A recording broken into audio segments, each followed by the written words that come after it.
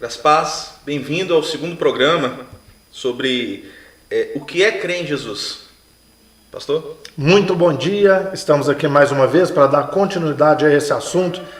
Na minha opinião, foi um assunto extremamente esclarecedor. Então você que gosta de aprender, você que tem sede da verdade, você não pode perder esse programa. Então se você não assistiu ao primeiro, eu recomendo dessa série. O que é crer em Jesus? Você realmente crê em Jesus? Não perca. Mais uma vez estamos aqui, na casa dos sogros do pastor Arthur, que muito gentilmente abriu a porta para nós. Mais uma vez agradecê-los e mais uma vez abençoar essa família, abençoar esse lar e mais uma vez falar. O Café com o Pastor também pode acontecer da sua casa. Entre em contato com o pastor Arthur e peça, olha, eu quero um Café com o Pastor da minha casa. E nós iremos aí com todo o nosso aparato e vamos realizar o Café com o Pastor daí da sua residência. Mantermos comunhão e abençoar o seu lar também. Vem com a gente, roda a vinheta.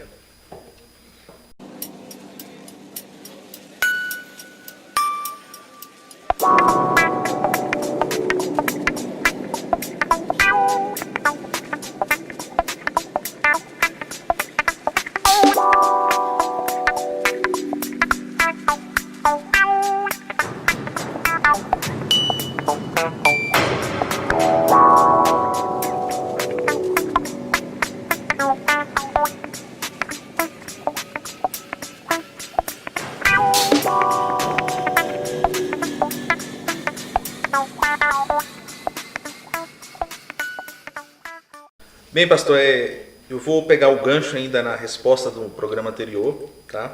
E eu vou completar com algumas coisas que eu pesquei na nossa conversa e que eu vejo que se encaixou nessa pergunta, né? Completando a pergunta anterior, né? O que está escrito na Bíblia, né? Porque ele quer salvar a sua... Perdão. Porque aquele que quiser salvar a sua vida, perderá, né? E quem perder a sua vida por amor a mim, acha lá. Isso é Mateus 16, 25, Marcos também 8, 35. Ou seja, nós não devemos ir para Deus com a intenção de nos salvar. Poderia dizer isso? Porque, completando, vou completar ela aqui que eu não terminei, né? Qual seria a real intenção, né, no discurso de hoje? Jesus vai te salvar. A maioria tem falado isso, né? Nos discursos que nós vemos nas passagens, nas igrejas, Jesus vai te salvar. Vem para Jesus que Jesus vai tirar o vício do seu vício. São todos esses tipos de coisa. Então eu vejo que as pessoas, eu vou pegar gancho agora no que você havia falado, né? As pessoas se atraem pelo evangelho pelas facilidades que são pregadas pelos pastores. E a gente vê que tem uma multidão de pessoas seguindo falsos profetas que prometem coisas que a Bíblia não prometem e falam que Jesus vai fazer coisas que a Bíblia não falou que Jesus faria, né? Tá, então vamos lá. São duas coisas distintas que você colocou, tá? Esse equívoco que você cometeu é comum que as pessoas cometem também.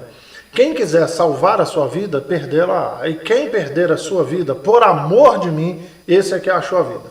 Bom, quando as pessoas conhecem o Evangelho, a grande maioria delas é o seguinte, é comum, as pessoas ou são impactadas pelo Evangelho, ou então eles falam assim, tá, mas isso aí não dá para mim, porque, vamos supor, eu gosto de levar, porque nós falamos o que é a salvação, é crer e arrepender, mas tem as coisas que eu faço que eu não quero parar de fazer, eu quero continuar na orgia, eu quero continuar na bebedeira, eu quero continuar na desonestidade, na mentira, na traição, eu quero continuar nessas coisas, isso para mim é que é vida, né? Então, um dia de domingo, você enfia a Bíblia debaixo do braço de tarde, depois do almoço, e vai fazer um evangelismo, vai fazer visita. Eu não, eu quero estar no bar, cercado de mulheres, e tomando uma, e usando droga, e aquele troço todo. Eu vou abrir mão da minha vida, é isso que Jesus fala, né? Quem quiser achar a vida, é aquilo que o mundo considera como vida. Perdeu a vida. Agora, quem abrir mão dessa vida que o mundo oferece, esse achou a vida. É nesse sentido que ele quis dizer, ok? Então ele quis dizer o seguinte, existe uma vida proposta por um sistema, quando falamos o mundo, eu não estou falando de cosmo, do planeta. A Bíblia, que eu já vi muita gente assim, né, zombando dos crentes, dos evangélicos. Quando eu era do mundo eu fazia isso, quando eu era do mundo. Você não é do mundo, não, você é da onde? Você é de Marte? Então ele não está falando de planeta, de cosmos. Quando fala mundo, a palavra original grego é um sistema de valores. A palavra de Deus, a Bíblia, tem um sistema de valores. E lá fora, ou seja, no mundo, tem um sistema que é completamente contrário. Entende?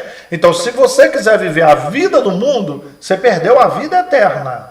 Agora, se você quiser viver a vida do Evangelho, abrir mão da vida do mundo, aí você achou a vida eterna. Uma fala de prazeres e outro fala de zoe, de vida eterna. Então a gente pode completar talvez isso aqui, pastor, falando assim, que o que Deus promete que a gente deve buscar seria isso. Exatamente. Porque ele fala, escolhei, pois a vida, né? Escolhe, está no Antigo Testamento, mas é a mesma coisa. Eis que hoje te proponho, bênção e maldição, a vida e a morte. Escolha a bênção para que viva. Entende? É uma escolha sua, né? Então, uma escolha ali.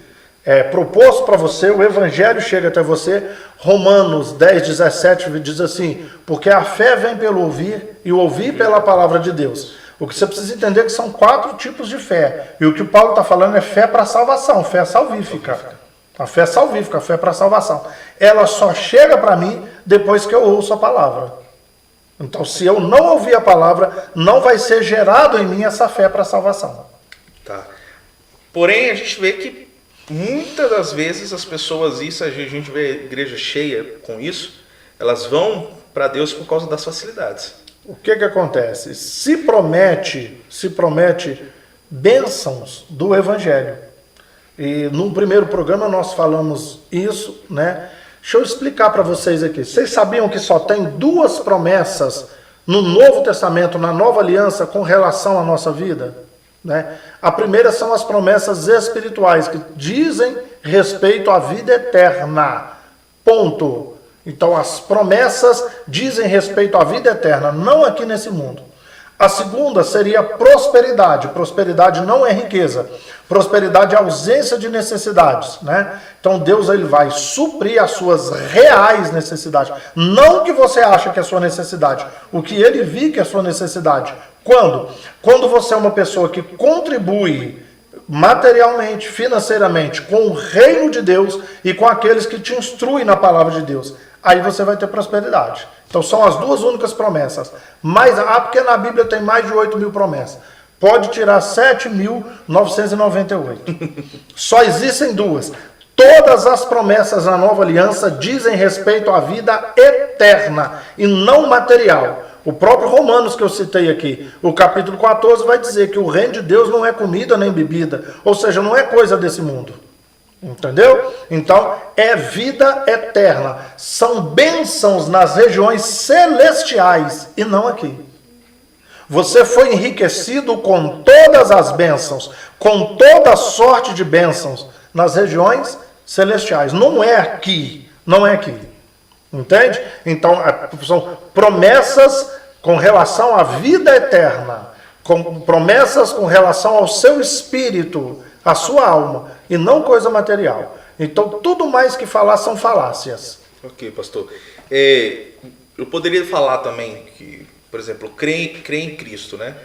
É ser servo dele? O que seria isso, né? Ser servo de Deus? Muito boa pergunta. Eu hoje não fico com raiva mais. No começo eu ficava com raiva, né? Hoje eu não fico com raiva, mas as pessoas falam, mas não sabem nem do que estão falando.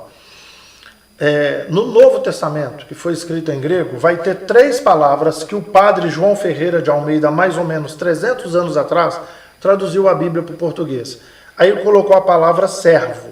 Você vai ver lá e vai encontrar a palavra servo, tá? Mas são 3 palavras que ele traduziu pela palavra servos, tá?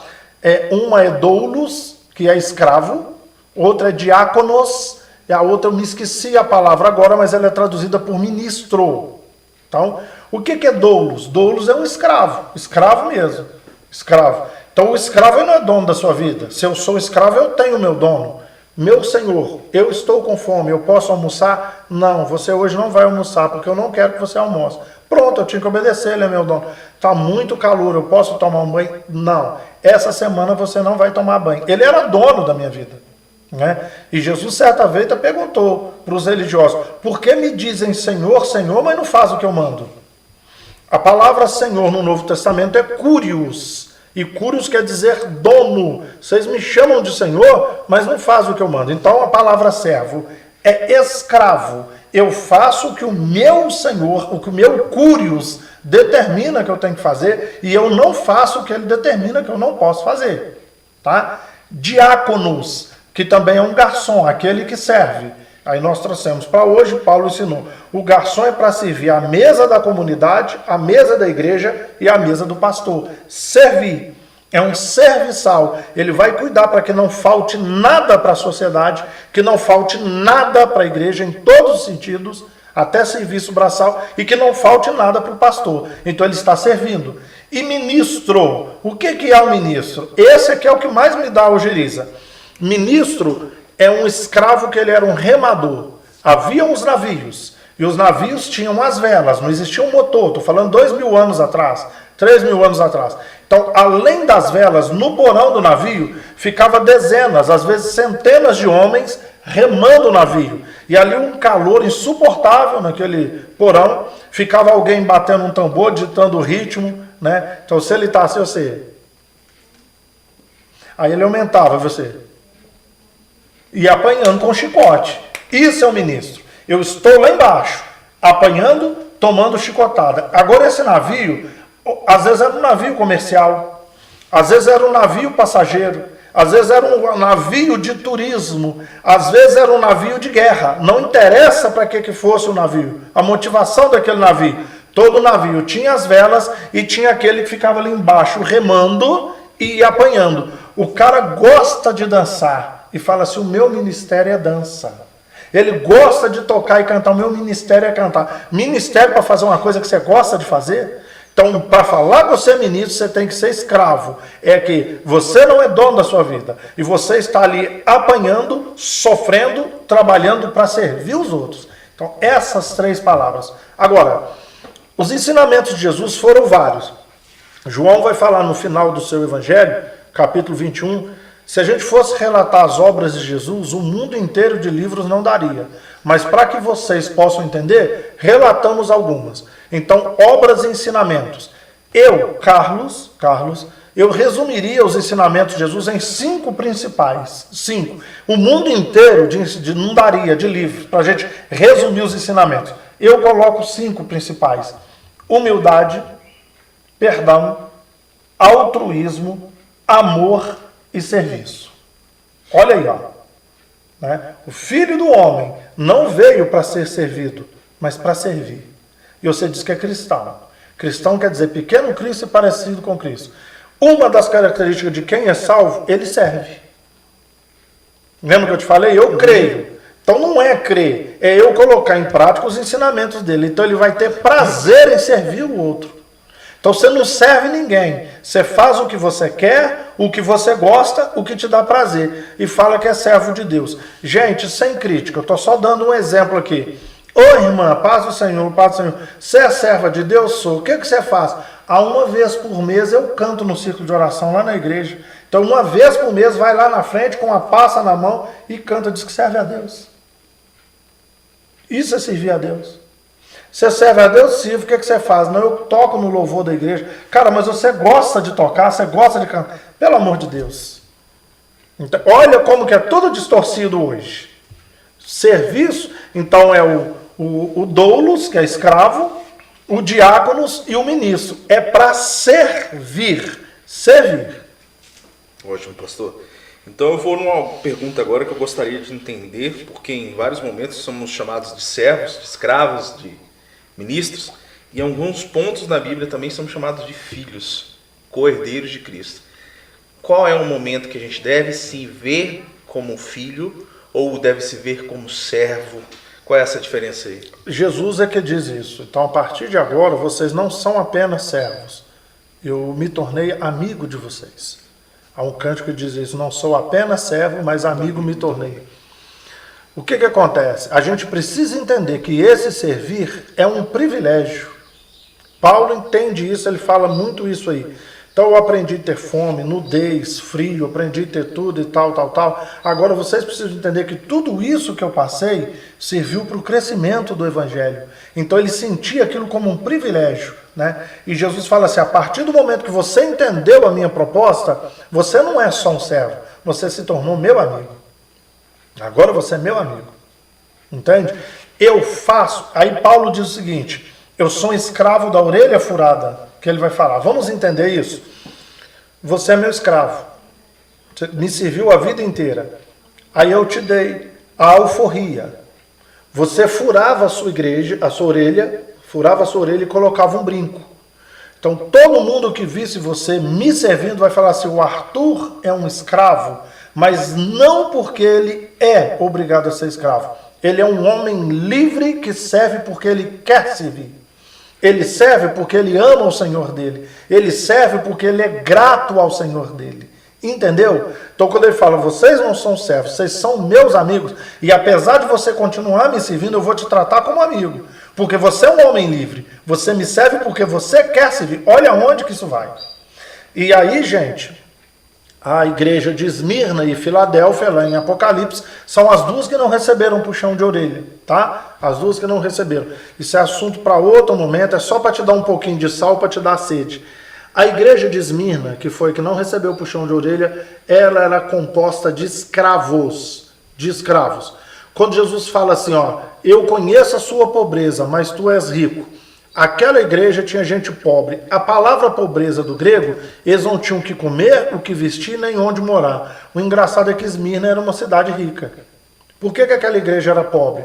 Porque aquela igreja era formada só de escravos.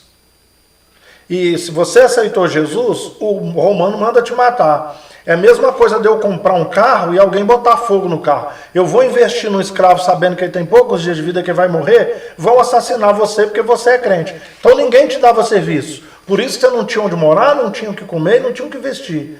E aí, todos eles eram escravos e iam para a igreja adorar a Deus com um brinquinho na orelha. Viu? Jesus não puxou a orelha da igreja de Esmirna. Crente, tira o brinco da orelha, mas isso é assunto para outro momento, tá? Só para aguçar a sua curiosidade aí. Eram escravos da orelha furada, que fazia parte da igreja que não recebeu o puxão de orelha. Igreja de Esmirna. Era um exemplo. Iam servir a Deus com um brinco na orelha. Os homens. Tá? Ó, outra distorção do evangelho. Tá vendo? Pastor, então, vamos para a pergunta final, né? O que é crer em Jesus? O que é crer em Jesus? O que é crer em Jesus? Crer em Jesus é aceitar. Nós já falamos isso no primeiro programa. Crer em Jesus é aceitar tudo que ele propõe e colocar em prática, mas por quê? Por gratidão, não por interesse, não pelo que o evangelho pode me oferecer, que isso faz parte da outra pergunta que eu acabei não respondendo. As pessoas vêm hoje para Jesus por causa do que o evangelho pode oferecer. As facilidades. As facilidades. Quem é aqui da igreja vai conhecer a Valesquinha, é uma menina muito amada, faz parte do louvor, tecladista da nossa igreja, e a tia dela tem alguns anos que mora na França, e ela se casou com um francês. Inclusive eu fiz a cerimônia do casamento dele. E hoje já conversa muita coisa em português, mas quando ele vinha aqui, eu conversava com ele em inglês, né? Então, eu não sabia o francês, ele não sabia o português, e nós conversávamos em inglês. E ele falou assim, eu queria ir na sua igreja um dia. E quando ele foi à igreja, ele falou assim comigo, em inglês, agora eu entendi. Por que vocês são religiosos? Ele falou assim, eu fui lá na igreja, eu não estava entendendo nada, não entendi as músicas que vocês cantavam, não entendi a sua pregação, não entendi nada. Mas a paz que a gente sentia ali dentro é um negócio que eu nunca senti na minha vida. Hoje eu entendi. Eu falei assim, mas por que você está falando isso? Foi porque, como a minha esposa é brasileira, eu vou à igreja de brasileiros lá na França. E nós lá na Europa não precisamos desse Jesus seus, não. Porque Jesus para te dar casa, te dar carro, te dar emprego, te dar faculdade, nós temos tudo isso. O governo é obrigado a dar isso para gente. A gente não precisa de Jesus para isso, não. Olha.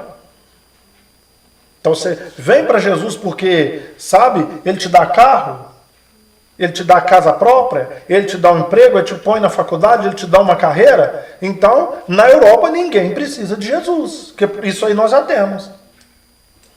E é uma coisa, que coisa, hein? Muito interessante, pastor, porque participei já de reuniões budistas por muito tempo, nas reuniões, e inclusive a gente aprende muita coisa, eles tentam ensinar. É uma coisa que eu vi que quando a gente está no cristianismo, parece que muda, as pessoas têm um relaxamento, elas têm uma preguiça, parece que vai criando a preguiça.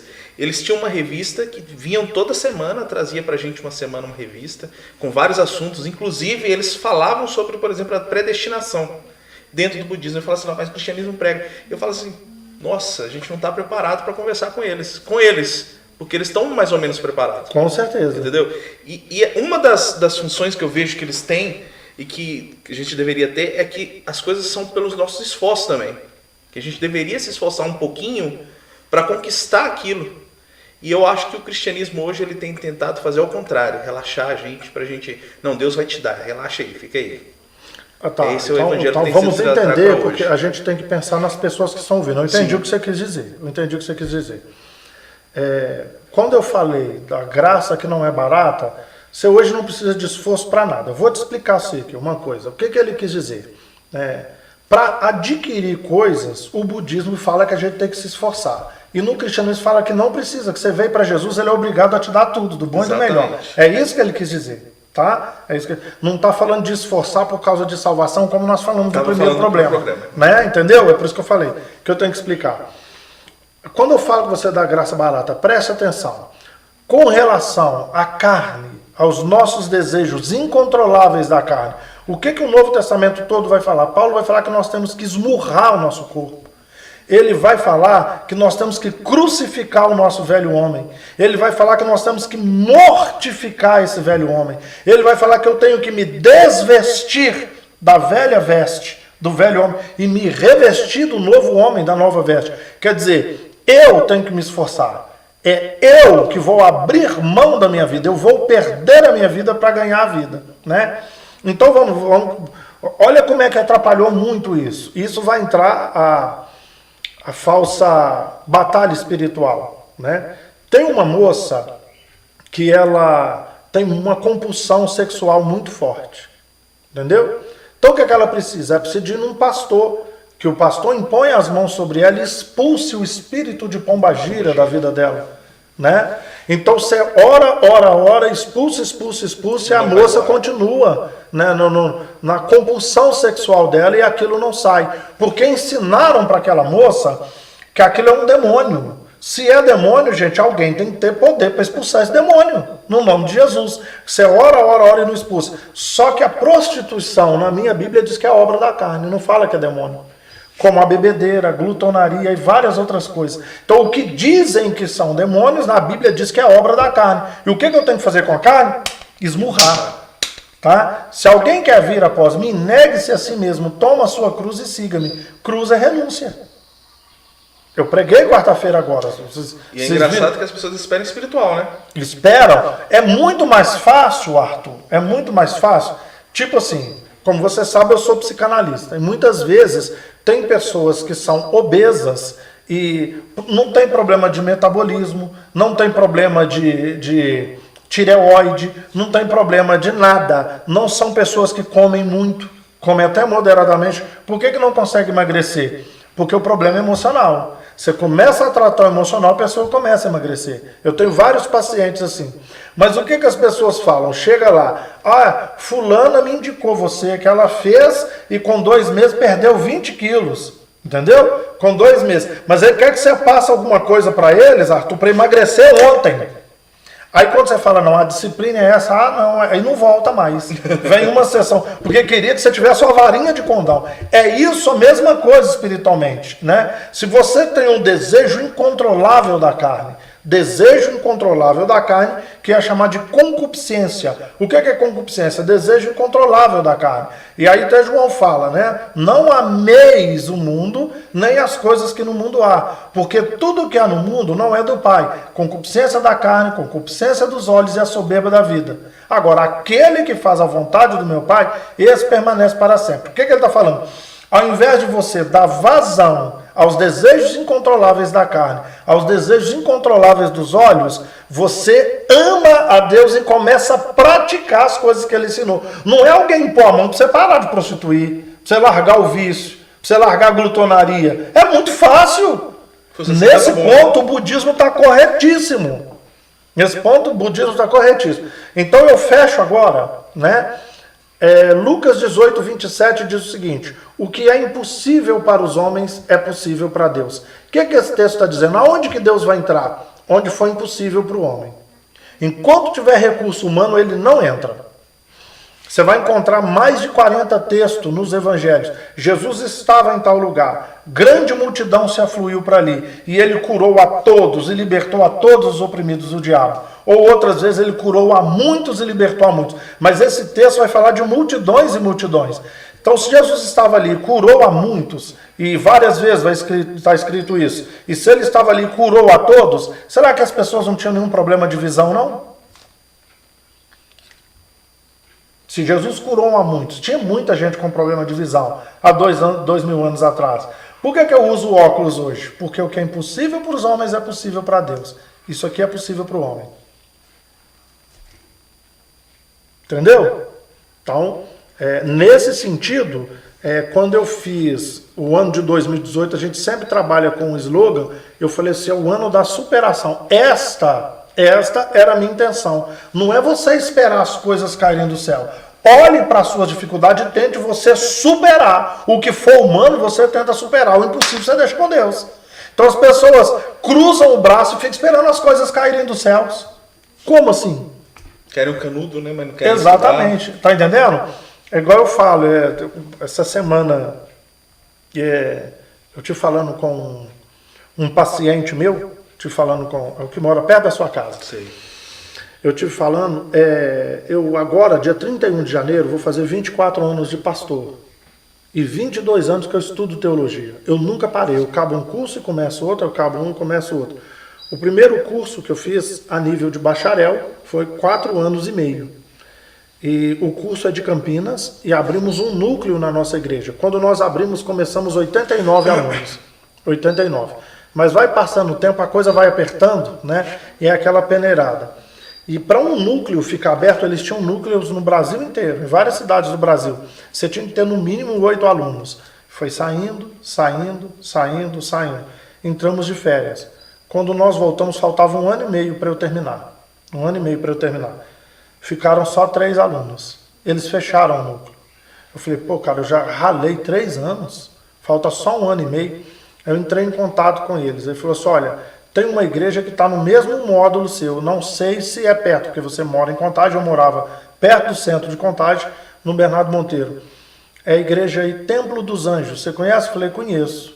Né? Ele falou, está no mesmo módulo. Eu fui lá, fiz a matrícula, fiz tudo para eu continuar. Eu estudei 1 ano e meio no Templo dos Anjos, terminando o primeiro seminário que eu fiz. Só que eu morava em Contagem, perto do centro de Contagem. E eu estava desempregado. E eu não tinha dinheiro. E a aula era presencial, toda sexta-feira. A aula era presencial. Eu saía do Bernardo Monteiro e ia a pé no Templo dos Anjos. Quando acabava a aula, eu saía a pé do Templo dos Anjos e ia embora para casa. A aula era 7h30 da noite. Eu saía 2 horas da tarde de casa, para chegar lá e não chegar suado. Né? E quando acabava a aula, 10h30 da noite, eu chegava às 5h30 da manhã em casa, andando a pé. Sabe? E as pessoas falam assim... uma das poucas coisas que eu concordo com o Marco Feliciano, né? Que quando perguntam para ele assim, como que faz para chegar onde você chegou? Ele fala assim, passa onde eu passei. É só você passar por onde eu passei. Ele responde isso direto. Conhecimento não cai do céu, não. Entendeu? Eu estou te falando de um ano e meio. Sabe que é o que você ia a pé toda sexta-feira do Bernardo Monteiro ao Templo dos Anjos e voltar a pé? E aí as pessoas querem discutir com quem estudou. Entendeu? E eu não parei nesse, eu continuei fazendo outros 1 ano e meio indo a pé, toda sexta-feira. Muito bom, pastor. Entendeu? Pastor, obrigado. Chegamos aqui mais um final desse programa. Acho que finalizamos o assunto. Você quer deixar alguma mensagem para nossos irmãos? Então, o que é crer em Jesus? Primeiro você precisa entender a palavra. O que é a palavra, não o que dizem para você que é a palavra. Nesses 2 programas você viu muita coisa aí que eu sei que desconstruiu muita coisa que estava aí dentro de você. Nos últimos 15 anos, eu tenho dito que o Senhor me chamou para evangelizar crente. Está tendo que se evangelizar de novo. Começar do zero. Converter os crentes, evangelizar. Não, até que convertidos eles são. Só aprenderam errado. Distorcido. Então, queridos, nós estamos à disposição. acompanhe os nossos programas. Esta é a proposta. Eu também gostei muito do programa, gostei muito do tema. Você crê em Jesus de verdade ou você crê no que te passaram a respeito de Jesus? Tá? Então, crer em Jesus é entender o que realmente ele e os apóstolos deixaram no Evangelho, não no cristianismo. Crer e colocar aquilo em prática por prazer, porque eu quero colocar, porque eu sou escravo da orelha furada, porque eu sou amigo de Cristo, não por causa dos benefícios do Evangelho, não para obter a salvação. Isso é crer em Jesus. Acredito e pratico o que ele ensinou. Então, fica aí um abraço, meu agradecimento aos nossos anfitriões, que Deus mais uma vez abençoe esse lar, abençoe essa família e que Deus abençoe a sua vida também. Precisamos de você. Se inscreva no nosso canal, deixe o seu like, ative o sininho para receber conteúdos como esse, né? Notificação. Deixe o seu like e compartilhe com as pessoas que fazem parte do seu conhecimento, dos seus contatos, o nosso conteúdo. Então, muito obrigado, foi um prazer estar com você mais uma vez. Muito obrigado, Arthur. Obrigado, você tem sido um grande instrumento na mão de Deus. Tá? Obrigado. Deus continue te abençoando. Um forte abraço para você e um beijo no seu coração. Fique com Deus. Obrigado, gente. Acompanhe aí nossos últimos vídeos aí, já tá aí bombando, viu? Deus abençoe vocês. Graças e paz, até o próximo programa.